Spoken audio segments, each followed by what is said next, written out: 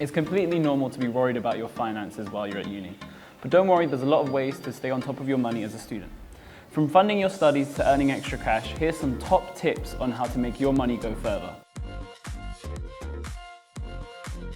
Take out a student-friendly loan.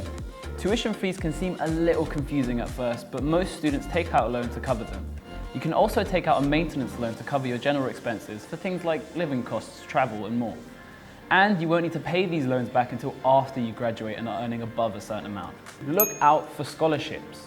Lots of universities offer scholarships or bursaries, which are awards that you don't need to pay back. They're awarded to students for different reasons, such as personal circumstance or achievements, and can be used to cover tuition fees or support you with your expenses. The trick to applying for one is to do your research and make sure you take your time to apply. Earn whilst you learn. There's lots of opportunities to find paid work while you're studying. Universities will have employability services to help you with things like writing a CV and applying for jobs.